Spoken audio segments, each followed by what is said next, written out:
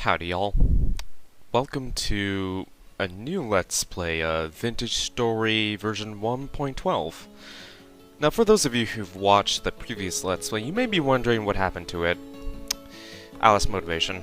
That's the short end of it. I was busy with my studies and at work, and I couldn't really find much time for that Let's Play, unfortunately, so yeah, it's been like a couple of months since then, but I've been waiting for version 1.12 to hit so I can actually get around and start up a new Let's Play. But this time it's gonna be more like a blind Let's Play though. It's not gonna be as like tutorial-ish as like the previous one, although we're definitely gonna learn a couple of things along the way. I've read the changelog, but of course not all of it's stuck. There's a lot of new features that have come to pass since the last Let's Play. So without further ado, let's go get started. Alright, so yes, I've been playing around with here for a bit, gaining a new feel for the world. I haven't touched everything yet, but yeah. Create new world. So what do we want to name this? First off, Nadley's version 1.12 Let's Play Blind. Yeah, that'll do. Alright, I'm just gonna customize this, I'll be back. Alright, I've customized this world to my liking. So, for those of you who are pretty much new to the game overall, you can customize your worlds to however you want to play it. For me, I'm gonna be playing like a survival-based game instead of like some like creative mode. And yeah. Here you can change the climate distribution, whether you want a more realistic-ish world generation, where you have, well, an equator, you got North and South Pole, and the climate is pretty much based on something consistent, not something like patchy as how it is in Minecraft. You get like deserts and desert biomes and Arctic biomes next to each other. Now here's something interesting. You can actually customize how big your world can be from how wide or how long it is. I'm just gonna with something like a 1 mil like well, actually I don't you know, to be fair, I think I'm just gonna go ahead and reduce this a little bit. Okay, I actually reduced the world size to about 51k squared. So basically, you know, Minecraft had like a lot really big world, near infinite world gens, but whereas here in Vintage Story you can actually set how big your world is, and you know, there's no way in hell we're like ever traveling to like the edge of the world, a la like the Farlands or Buzz series. So yeah, I'm just reducing to like maybe 51k at most. So yeah, you can actually toggle whether the world has an actual edge or rather no. You can toggle whether you can traverse the world edge or you can't really cross it. I'm just gonna go with blocked because well, it feels more natural than just having like the world just you know, ending off in a cliff like it was a flat world. Although I don't know what the world edge would look like, honestly, so maybe that's something we can explore later. Global temperature and precipitation just controls pretty much how hot or cold the world is and how much moisture there is in the world. I'm just leaving it for varied landforms. Marker block chiseling, this is it's more of a creative thing, but I'm just gonna leave it on there just in case I want anything. The death punishment. Now, this is whether the game punishes you for like losing stuff or it doesn't. Personally, I just change it to keep inventory contents, because depending on how you die and what day it is, it can be very, very punishing to get killed in the middle of the night. So let's just put it that way. So creature hostility just controls how aggressive creatures are, of course. Fairly self-explanatory. Now, creature strength. I'm just leaving this at like, excuse me, 100. And it's just basically telling you how much damage the creatures will do, mobs will do. I just keep it at default value. I'm not. I want to at least be challenged a little bit, but you know, not so overtly challenged like Dark Souls level challenge. And even then, you still had like tools with you and strategies to fight off the enemies in that game. Player health points just determines how many health points you have at the start. I just leave it at 20 because it's a nice number. Default is usually 15 though, and if you want, you could like lower it to 15 to default for a little bit of a more challenging game. But 20, yeah, I like 20. It'll allow me to take a few hits. And yeah, hunger rate normally it's 100, but I find that 100, your hunger meter tends to go out pretty quickly, at least in context of like the game time. Now we are technically not human. There's more to it than that, but right now we don't know much about who we are exactly or what's happened in the game lore. But I figure that that at the very least you ought to like be able to at least go at least maybe less than 3 days without food before dying. So, you know, actually, I might even lower that to here. So yeah, you can go around a little bit longer without food for the style of gameplay that I want. Walk speed, yeah, I don't have problems with it. I just wish there was like a smart, like parkour-esque options, a la like the smart moving mod from the original Minecraft game.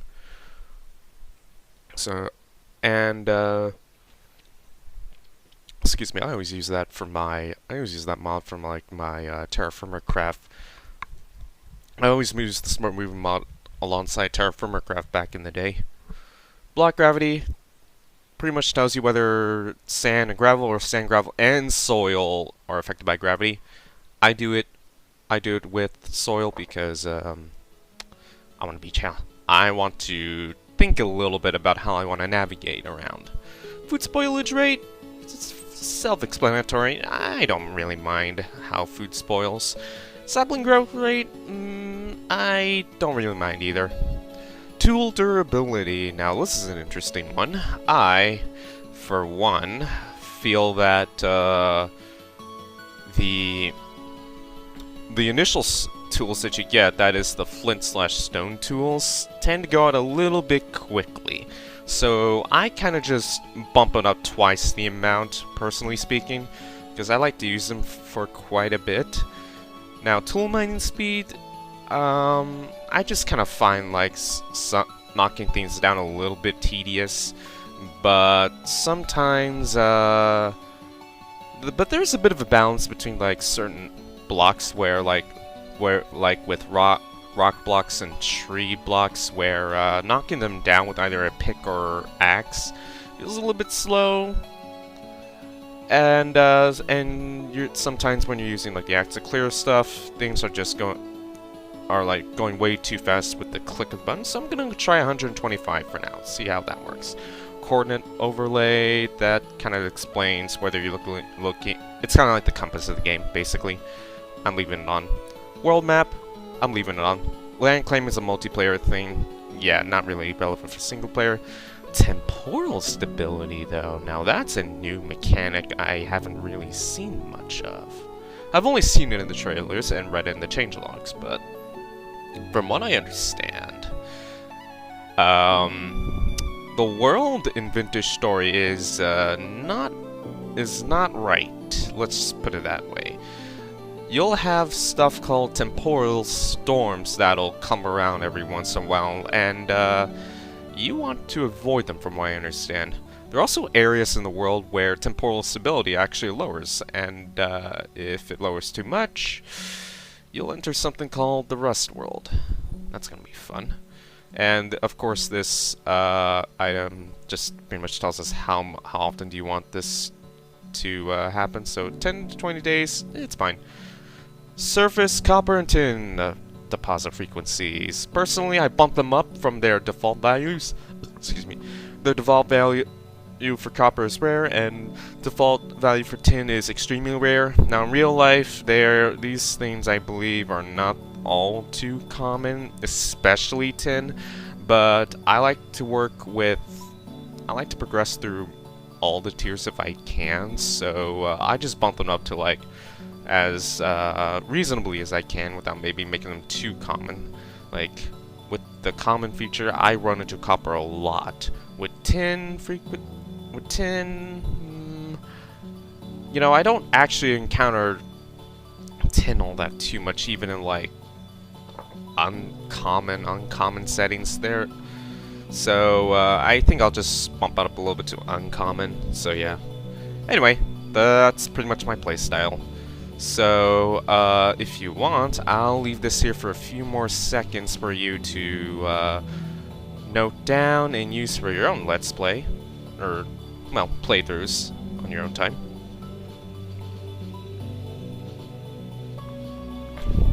Alright, we're ready to start the game. Let's do it. Alright, welcome to the game. Alright, so this is pretty much our selection screen for like clothes and stuff, so I'm just gonna go randomize a little bit. Peasant shirt, shepherd. Yeah, this should work. Alright, we're in the game. So first things first, we gotta find some either flint or some hard granite / igneous intrusive stones, because those stones are good enough for us to make stone tools. Obviously though, ideally we want to find flint or obsidian if possible too. So before I do anything else, 3, 2, 1, 4, hold on, there you go. I'm just gonna go put a waypoint here. Original spawn.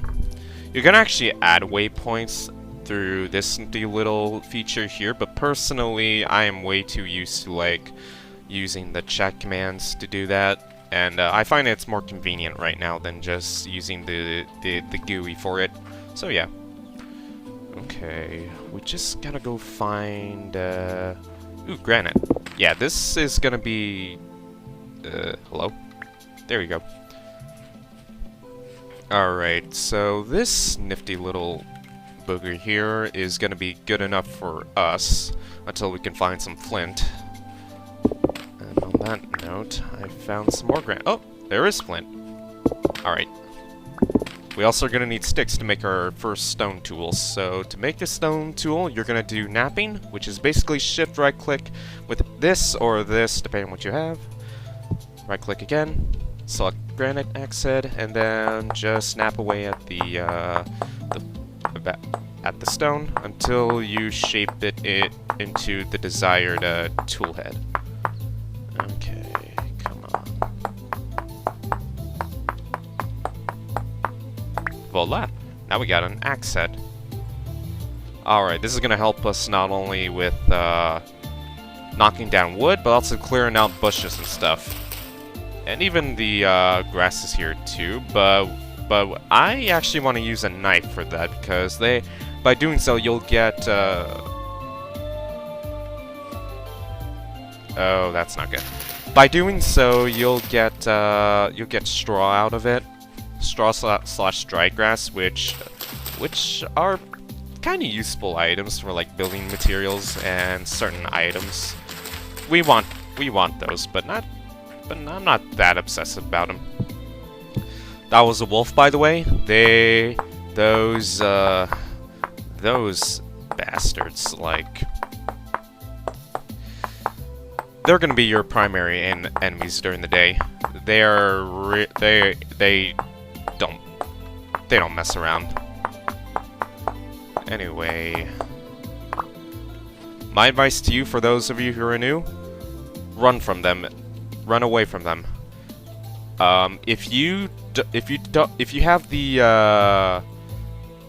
using the default settings for like gravity, you can actually dig up some dirt blocks and then do a 1x2 pillar, and you can pretty much, like, when you encounter a wolf like that, you can like put a pillar upon your feet and then just poke them in them with a spear until they're dead.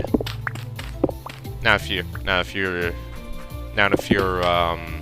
playing with the gravity though, like me, we're gonna have to figure something out, because I haven't actually figured out how to deal with them beyond just like using that trick.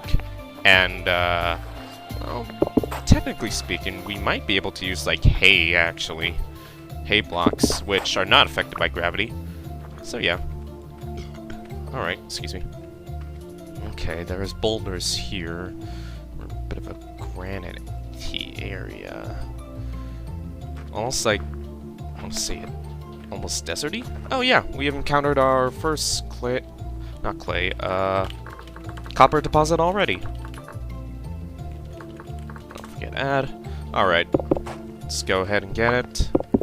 Alright, now that we got our tools and our knives, what we need to do is find, we need to find reeds. Cooper's reed, to be exact. Even though there's only like one type of reed, but anyway. We need those reeds in order to make baskets. You see these 4 slots here? Those are your backpack slots. If we can find rings, we can use them to make reed baskets, and well, specifically they're called hand baskets, and they'll allow us to carry a lot more items beyond just this paltry inventory space that we have. So anyway. Okay, okay, you see that gear turning? Yeah, we are in a temporally unstable area. That's how this gear is pretty much an indicator telling you how temporally stable you are, I believe. If that goes down to 0, Rust World. Hopefully that doesn't happen before we're prepared. Because I'm actually curious. I want to see what this Rust World really looks like. It's gonna be fun, no doubt.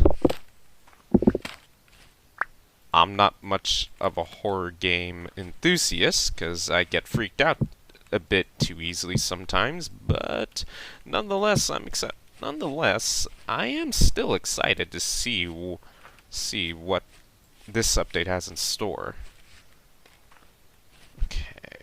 So, we haven't found reeds yet, but we did find flint, and we got almost enough nuggets to make a copper pick, and there they are. Speak of the devil. I'll mine this as soon as I get, like, at least 1 hand basket. Alright. So these are the reeds that we're looking for. So let's go cut you up here. Ah, crap. That's not enough. Okay. So, what are we gonna do now? Alright. The way to find Cooper's reeds is that we gotta find these lakes, rivers, what have you, ponds. Anywhere where they usually where there's water, you'll find reeds there. Look at that. It's a blueberry bush. I'm gonna pick that up when we get the hand basket, because they're actually a fairly good source of like early game food. Now you're gonna have a lot, especially if you collect a lot of berries of those bushes. You're probably gonna have a lot more than you know what to do with, and there's gonna be some waste here and there, but that's all right. As long as you find like a beehive to do some nifty to get the honey for it, but you know that's way further down the line. Okay, parsnips, no.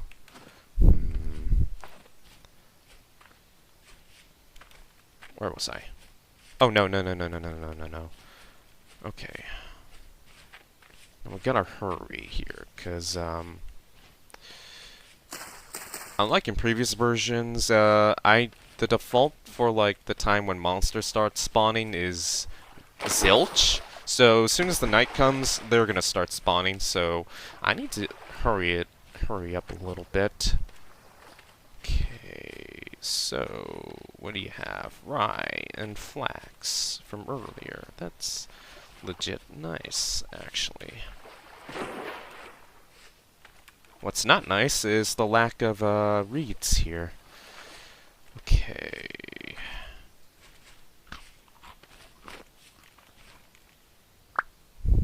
If we go eastward, we should have come across a lake, which will hopefully have our the reeds that we're looking for, and another native copper deposit right here.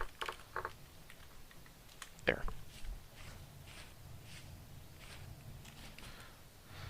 Alright, so let's see where's the reeds. Not over there, but I did see some over there out of the corner of my eye, so let's go over there.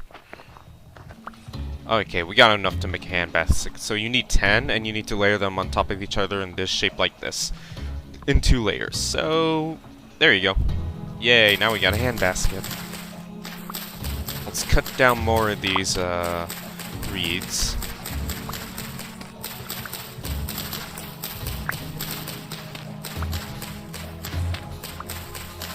Alright, now we got enough to make another one. Come on. There we go.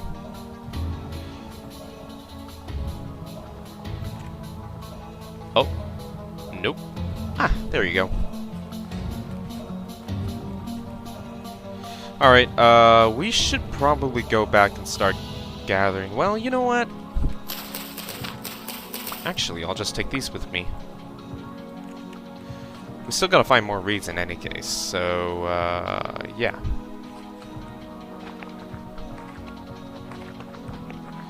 Okay, so this desert-looking area is pretty inhospitable from the looks of it.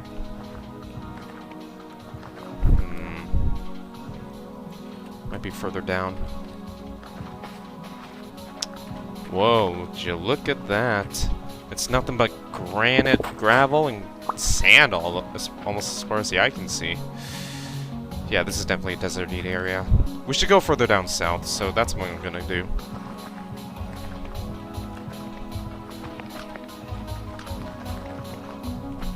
And look at that. More oh, almost spilled my drink. Alright, so here, and here. Alright, just had to clean up a little bit. Now, let's go ahead and find... Oh.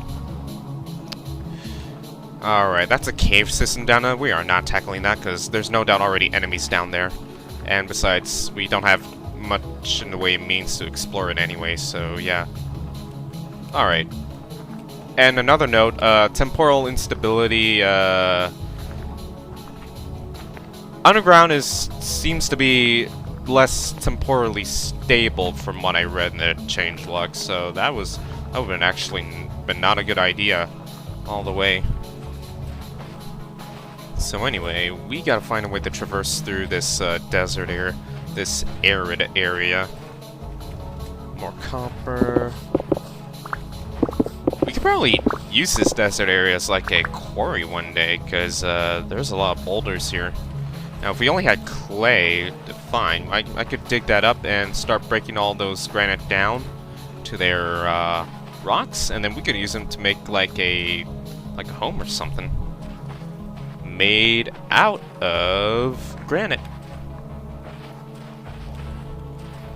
Which is something I might do, actually. but, you know, it's, I'm gonna need to, like, walk around a lot to get my base components, because, well, for starters, all the resources are pretty much everywhere, and I'm gonna have, and of course, you're gonna have to, like, wander around a little bit. Well, that's kind of like the name of the game in this game, so to say. Another temporally unstable area. Definitely, if I'm settling down here, it ain't here. That reminds me. I need a spear. These nifty little things are very good for keeping enemies at a distance, because they have reach. Alright, that's how you make one. Oh, don't do that. There you go. Almost all tabbed out of there. There you go. Now, let's go find... Ooh, actually, red currants. I'll be taking you too. Black and red. Alright, I'm just gonna keep it to those two from now on, because I don't have that much space. And I'm gonna need all the space I can get. Alright. Taking you.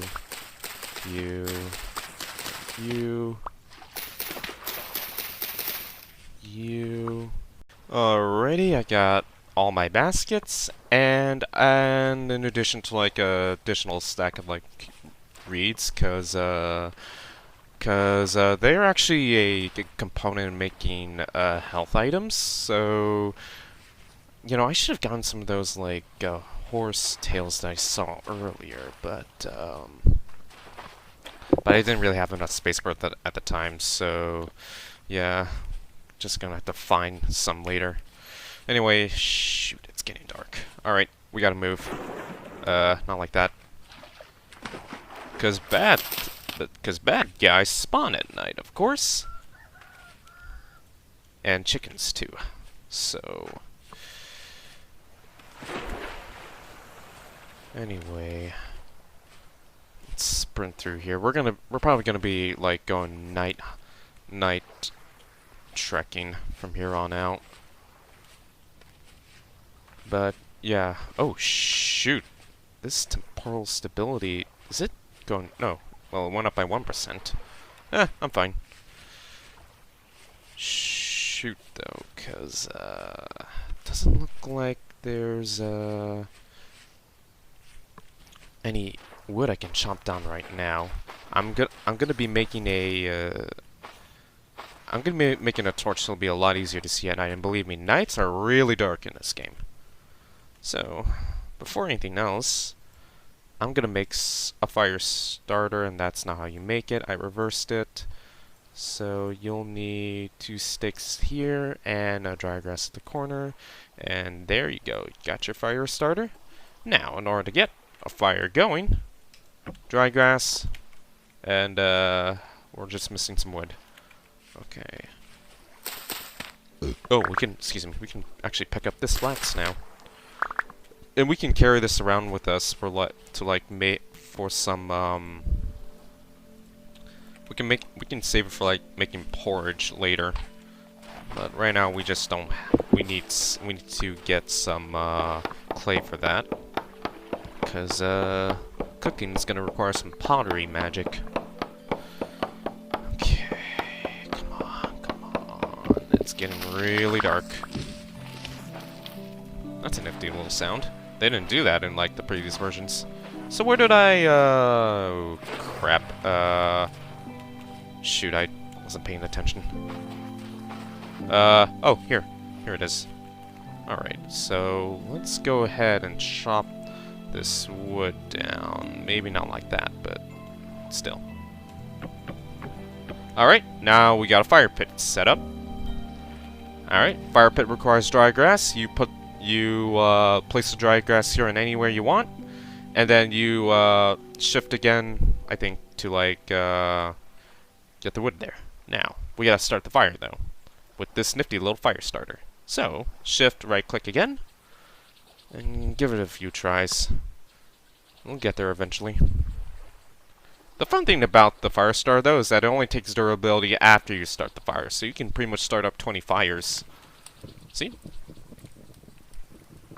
Alright, now that I've got the fire going, let's go ahead and, not like that. There you go. So, now reorganize you. And you know what? I'll make a shovel for later. Uh-oh. Uh-oh. They're here already. The enemies at night. Yeah, I hear them.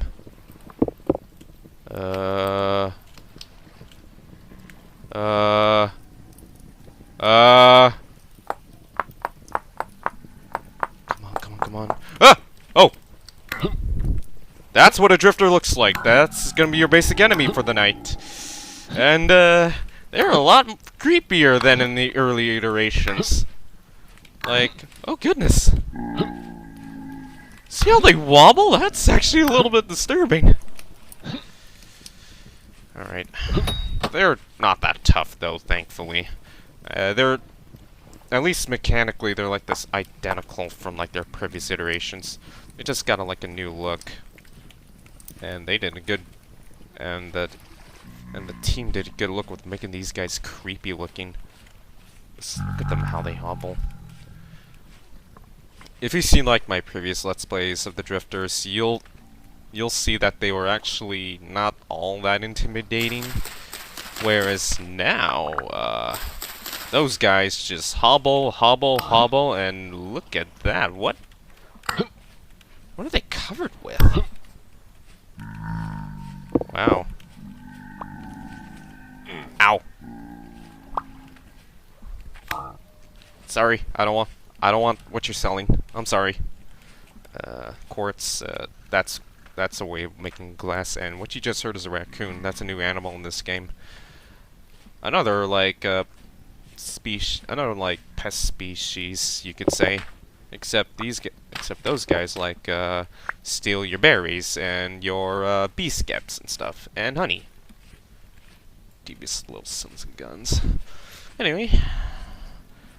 At this point, we're just gonna have to keep moving, because there's drifters around us. And, they're not bad by their own, but what you gotta watch out for are the big groups that like to wander around. That's almost a death sentence right there.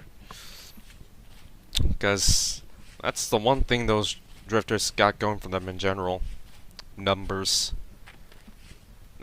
Now those are like those are not the only types of drifters out there, but I have not encountered other types, and I kinda hope I encounter them when I'm ready.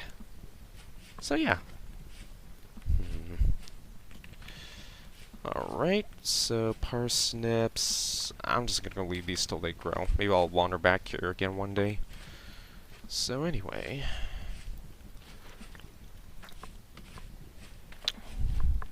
I hear more. Ooh, a trader's hut.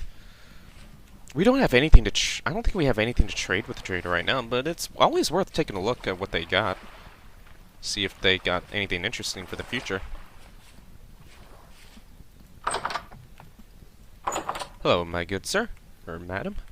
Alright. Vlad, well, probably sir, but let's see. I can buy an iron fence, a door. This guy's a furniture trader. 2 gears. Gears in this game are our currency.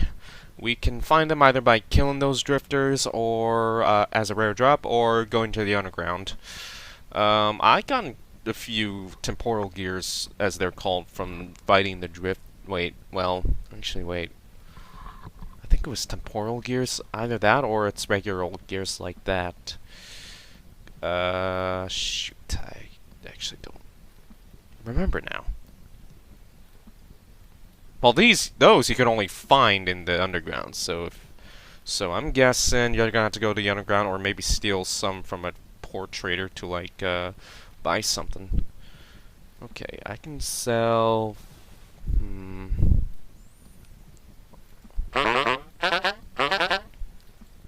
Not much for us, but we could buy like what was that? We could buy like an actual bed, a chest, a painting, and a bronze lantern, actually. Interesting. Thank you. You have a good night. Okay. So what's the game plan right now? Survive until I can figure out what to do, which is something fell. What the heck? Is that underground or what? Must be a cave beneath us or something. Well, anyway, we're kind of safe for now, so but we should keep on moving until we can find like some more resources. But right now it looks like we're in the middle of a plains area, and doesn't look like it has much to offer. It's apart from like dirt, granite, dry grass, and some water too. It has low fertility, which means it's gonna take quite a bit to like grow on this soil. Hi there, Harry. Nice meeting you again. No. You know what? We can kill Harry to gain his to gain drops, because drifters they tend to drop some items, you know, including that gear I mentioned, which are actually called temporal gears, and they're special. Was that? What was that? That sounded new. Oh. Aw, Harry didn't have anything on him. Rip. Oh well, we'll see him. Next time we kill him, maybe we'll see what he's got.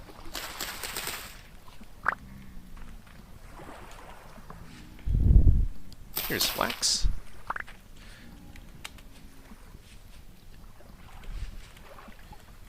Okay, a little bit more Cooper's Reed wouldn't hurt anyone. Okay.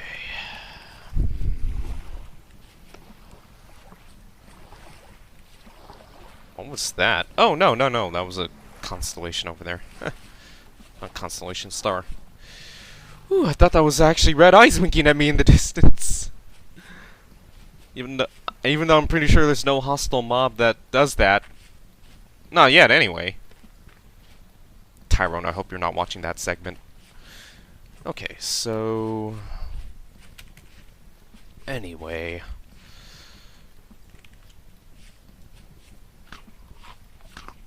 Things are pretty calm, honestly. And, don't fall in there. We got good old-fashioned currents. Alright. I can hear those sons of guns. I wonder if that's Mary or Terry. Was that just me, or was that a particle effect that just flew around me?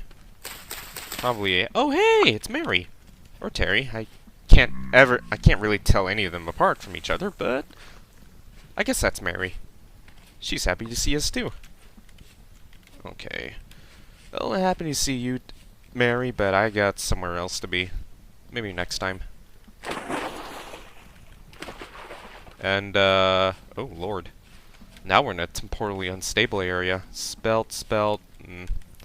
I got flax on me right now. I think I'll just stick with, like, one grain for now.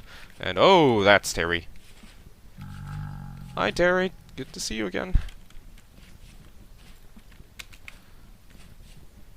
I just named the drifters Harry, Mary, and Terry just for the hell of it, honestly. I don't even know which one's which. Ooh, that's some nifty music. There's some ruins there's some ruins around these plains, actually, that we can, like, explore a bit. It's so dark here that it's hard to make out where do we want to go. This is actually not a bad spot to settle down, at least initially. And do not sprint into that pit, Natalie. That's a very bad idea. Okay. Now what's up ahead? That's the ruins. Ooh. Sometimes these ruins got these storage vessels that we can like break for some nifty little goodies. Right now, though, doesn't look like much. Unless we dig around and stuff, but let's see here. I don't really have the inventory for it, so let's just keep moving. Maybe this time to the west, I guess. More currents, which is nice. We should also try to find where bees are, excuse me, so we can at least know where they are to start some beekeeping eventually. Beekeeping, which will help us preserve some of our fruits, in essence. Look, another copper deposit. Nice. Nice, nice, nice. Nope, not that. There's a forest to the northwest. It's gonna be daytime soon. Let's see here.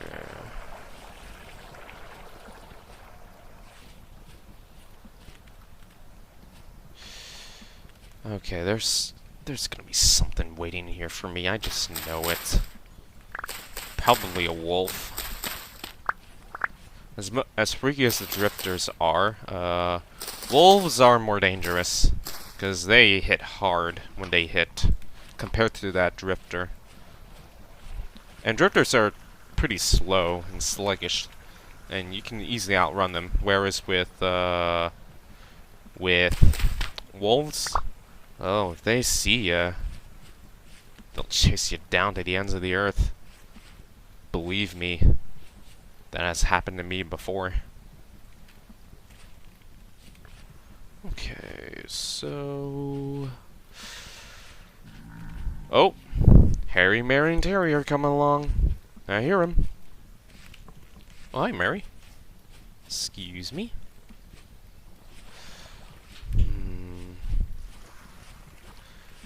Okay.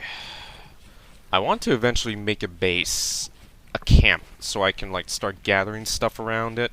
And, you know, and then once I have enough items around the camp, I can, like, expand out and explore more of the world.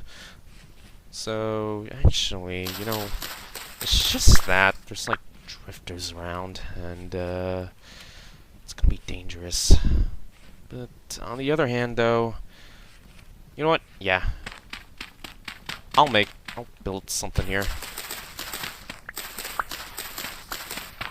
And that's by... Oh! Mary! Sorry, I need you out of there. Along with Harry, too. Am I getting flanked? Hey, hey, hey, hey. Guys. Oh. I missed. Oof. There you go. Harry's running off. Alright, let's get Mary here. There she goes. Alright, now where'd you go? No! He's running! Yeah, run, you coward. Ah, crud. Still nothing. Oh, I hear a lot of them. I think Harry's called back up. I think he's mad. I know that they're all underground. And like Harry's just like gossiping or something. Did I literally try to break that block with my my fruit?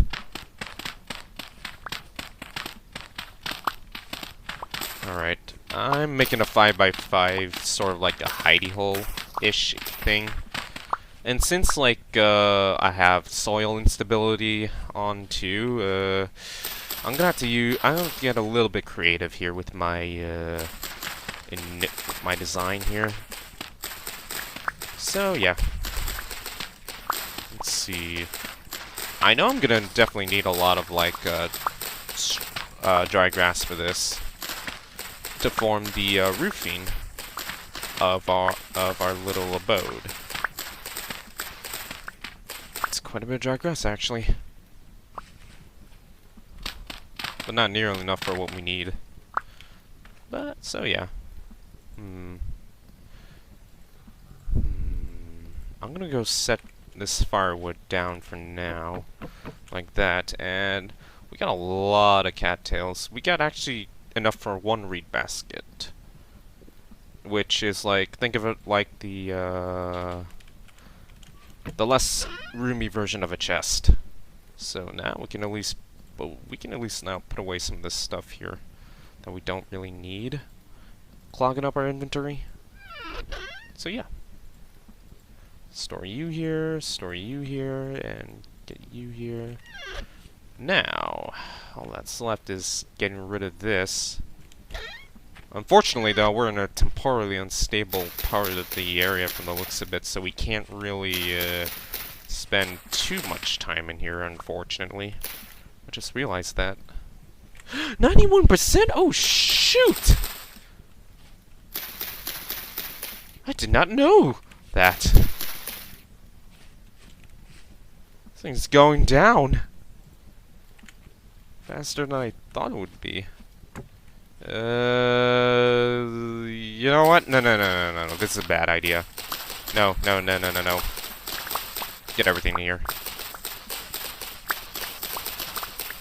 No. We can't stay here. This is not a good idea. This is not a good spot to build a camp. Oh man, I'm gonna be slow to move all this stuff around, but of course that breaks. Oh shoot! Ooh, just barely enough. All right. Let's hustle on out of here before Harry actually shows up with his backup.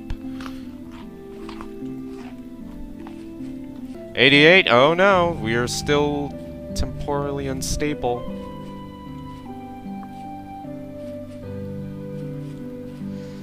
This isn't good.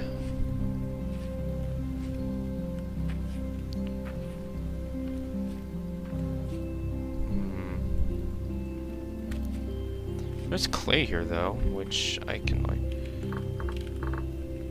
You know what? One feature of the GUI waypoint is that I can actually add in icons and oh shit. Alright. Hi, Terry.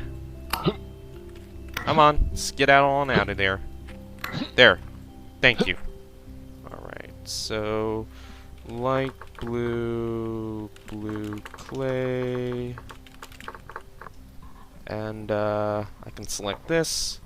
The mining pick, and yay, now I marked this area.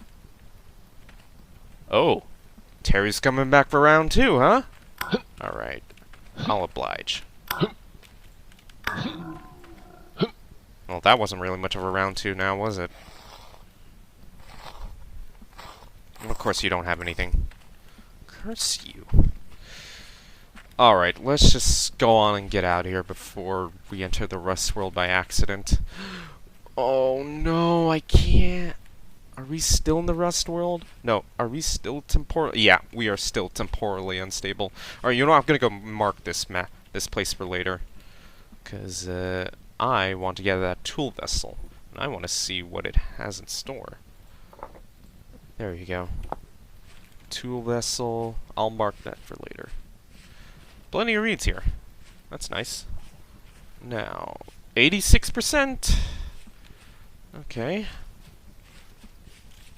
Come on. Don't tell me this whole area is temporally unstable. You know, as far as I can tell, there are no other visual indicators to indicate how temporally stable or unstable a place is. And you know, that would actually kind of be cool to see which areas are actually stable and unstable through, like, a visual cues, like, I don't know, like, maybe reality warping around or something like that. Or at least, you know, like really temporally unstable areas, you can actually accidentally enter the Rust world that way. Whereas some others are subtle and not that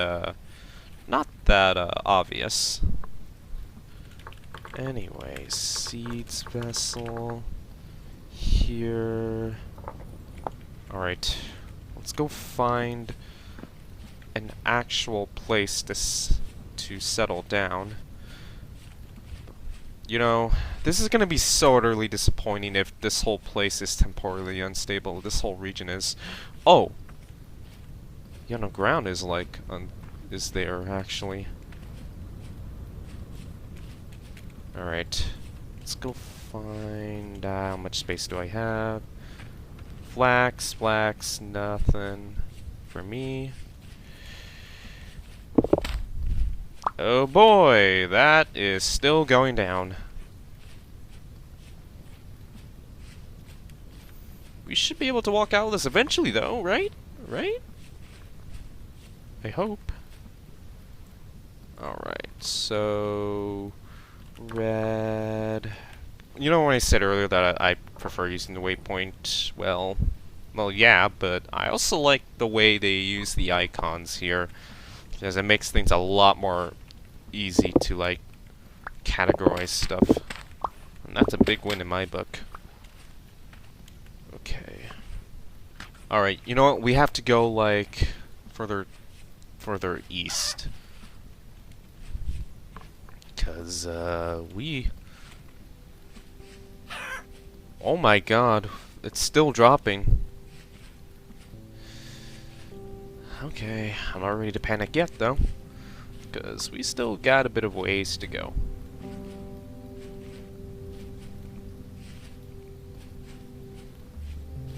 You know what's gonna be funny if this whole entire region is temporally unstable?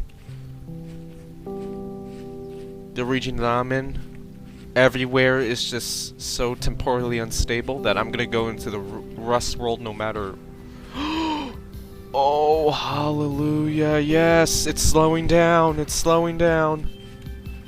Okay, okay. Okay, okay. Oh, hey, a chick.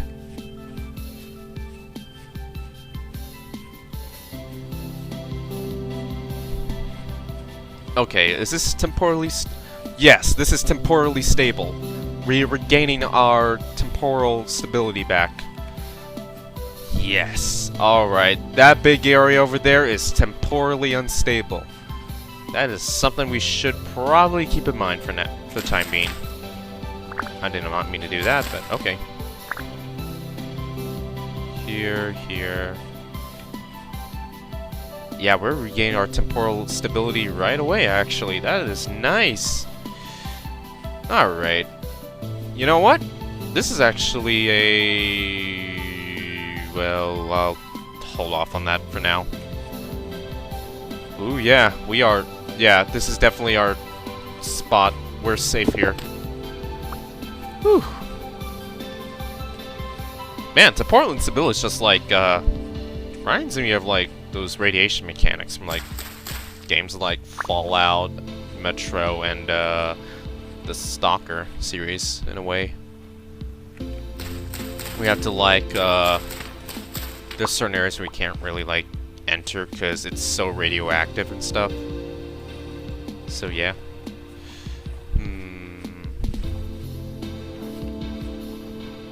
Now, do I want to build a base here, / camp? Or do I want to go further out? No, that's the macro editor. I didn't mean to press that. Ooh, currents. Put you here. That's a good spot on that alcove. But on the other hand, we could do well with, like, finding some clay around. So where would it be, though? Excuse me. Sorry.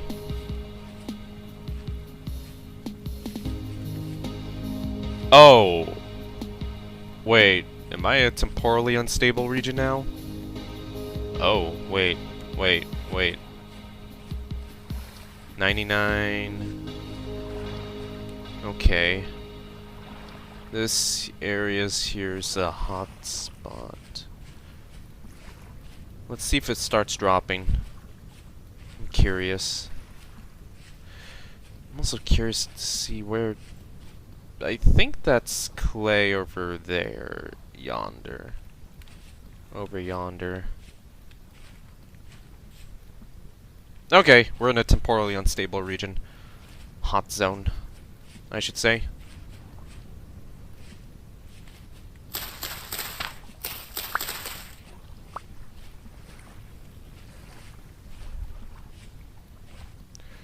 Okay, currents.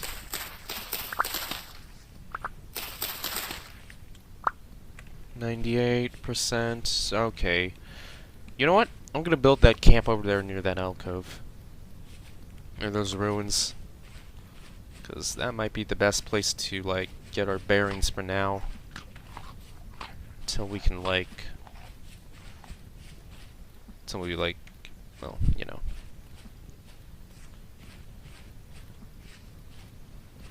There you go. Man, I keep hearing things dropping.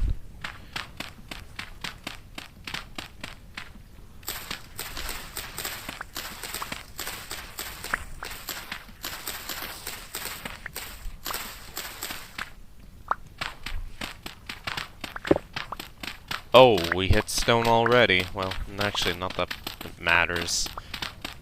If I'm gonna be honest. Because this is just like a very shallow, like, dig spot. There you go. Alright. Now, I can settle in here. Neat. You know, those, reed baskets, placing down items like that didn't used to actually account for, like, rotation and stuff. It was either, like, either when you're facing or not at all. But now it counts for whether how you're placing it, which is nice actually. Okay, there. Let me go ahead and grab this. Alright, 100%. Yeah. Now I can start putting some of this crud in. There. I'll save that for later. Oh. Okay. Currents. Now we got a good source of, like, food for the early game.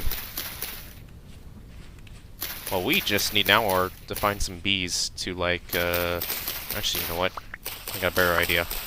Now we just need some bees to, like, find, and we can use them to, help us pretty much preserve these the berries. Because believe me, we're gonna have a lot more berries than we know what to do with.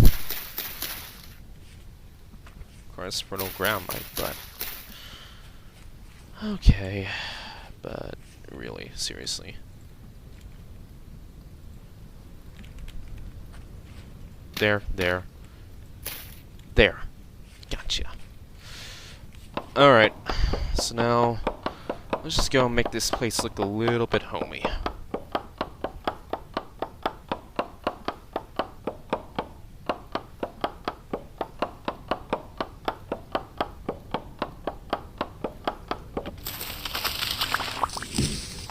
Timber!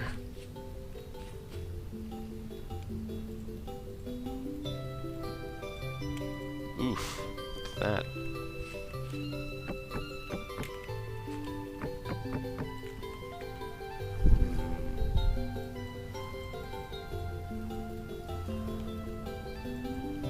I'll just make an absurd amount of these hay blocks. We're gonna need them anyway.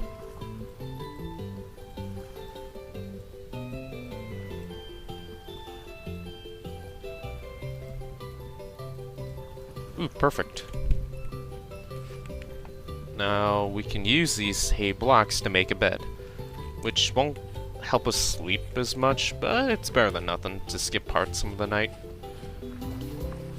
Alright, so now our boat is looking a bit nicer than the last one, which, well, we had to evacuate out of. So let's go ahead and make this more lived in.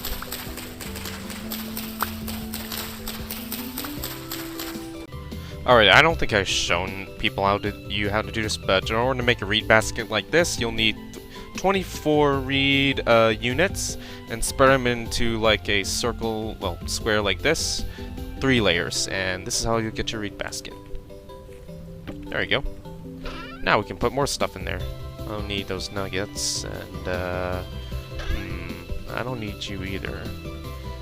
Flax fibers, we'll keep those for now. Looks good. Alright. What else do I need? I'm gonna need a wall. Yeah. Let's go start chopping some of this down. But first, just in case. Actually, no. Here. There you go. Alright, we're gonna use these, we're gonna use these things to, like, actually, you know what? How many birches are there? Okay, plenty enough.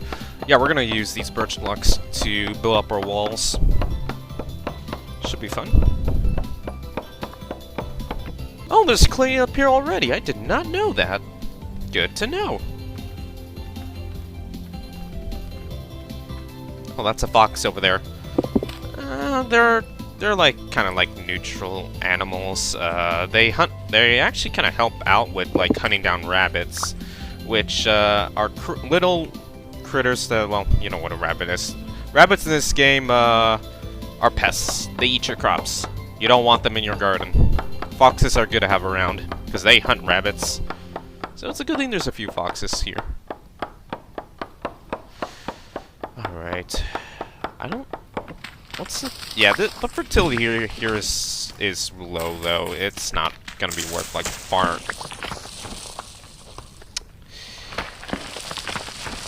Whew. I am so glad that didn't turn into a mudslide, because that would have hurt me a lot. Whew. Gotta think more carefully. Okay. So, now, we can start building up this little, we can start building up this, say, this wall right now. So, what we need to do is clear this out first. Well, I could just break it with my axe, but I want the dry grass. Don't dig into the dirt with a knife, Natalie, come on.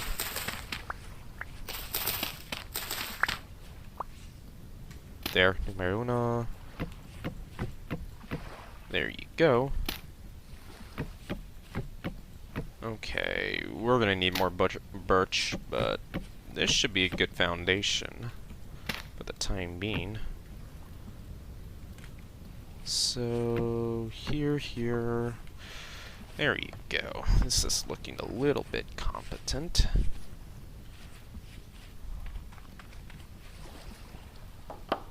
You see that orange stuff growing out of there?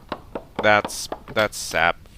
I'm kind of avoiding, like, chopping down those pine logs, trees, because they are... I think they're the only tree in the game that... I think they're the only source of sap, at least as far as I remember. So, yeah. They're going to be important. What the hell was that? Oh, I can hear a drifter. Probably down in the underground, though. I wouldn't be surprised. Alrighty, so now we can just do this, and then we can get rid of this dirt blocks here. Now, all that's left is, you know what, actually, I actually might have a better idea than that. Like, say... like so? Yeah! This is looking nifty. Alright. And you know what? I might top this off with that, I might top it off with the whole, hay roof to go along with it. Yeah, now that would be nice. Although I'm gonna have to design it in a way so that drifters wouldn't get in here. And that would suck. So, what do I want to do here? Huh. That's interesting.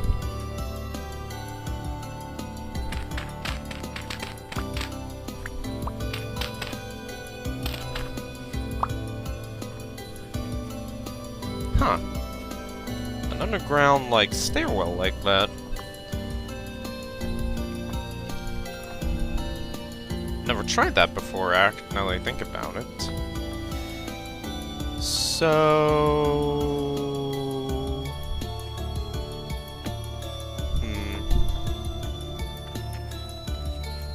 I know I didn't want to make it too fancy, but on the other hand, I don't know. I just want to make it look really nice. So this is probably...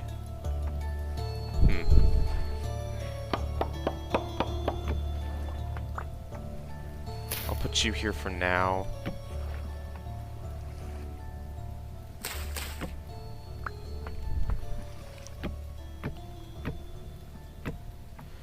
Okay. Birch here. And I'll go look for another tree to chop down. Ah, there you go. Now, this is looking... Although, do I want them to be really that meter high or what? I don't know. It just seems excessive. You know what? I'll just cut some of this off and maybe make it look like this. Because those block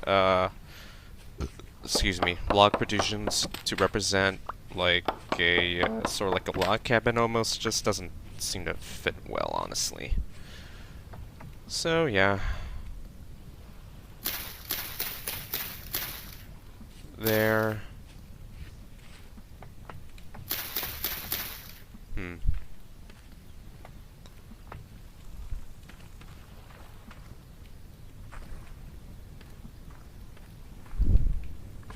We'll need more, definitely a lot more of the dry grass.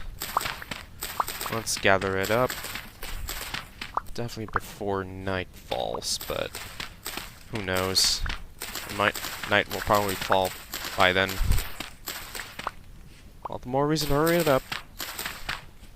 Okay, I broke my knife while gathering all the stuff, and I was almost just done making my the final touches. So let's make this quick before the gang shows up here. Uninvited. There you go. Alright. Had to, like, improvise a little bit here on the dirt, because, it kept falling. So, I don't think the drifters will be able to get in through here, but foxes and wolves, I don't know. But anyway, yeah, this looks kind of homey. A little bit cramped, but it works. Okay, so... For that, though, why don't we just make more firewood here and start a warm fire.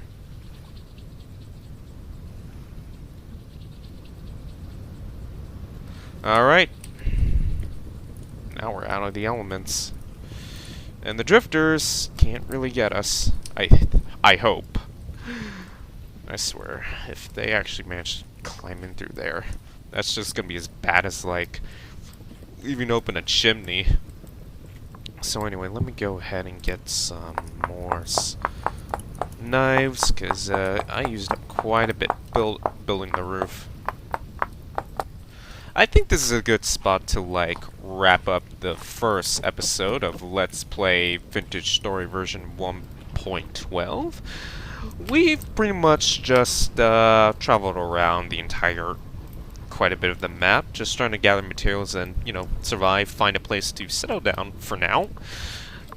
This spot here should be a good place to establish ourselves and then start expanding out there from there. Definitely not a place where I recommend farming right now. I highly doubt this is going to be our permanent settlement, but it should work for now. Plus, this place is temporally stable, so we don't have to worry about, like, entering the Rust world on accident. And, yeah. Actually, before we wrap it up, why don't we name our new home here? Alright, so what are we going to call this? Camp... Camp... Let me go think on this for a minute. There we go, Camp Beacon. I was thinking Camp Forlorn Hope, but that's already taken for obvious reasons, so regardless. Thank you all, people, for watching the first episode, again, of Let's Play Vintage Story version 1.12.2 to be specific. I hope you all have a wonderful day. Next time, I don't know. Again, this is kind of like this is more of a blind playthrough of the game more than anything else, not exactly a tutorial, but I'll definitely share a little bit of my knowledge of what I currently have right now, and hopefully we'll have a fun learning experience together as we travel the world of Vintage Story, and hopefully we'll see some of the new features that this update has. So, this is Natalie Navoichi signing off. I hope you all have a good day. Take care. Stay safe, and fare thee well.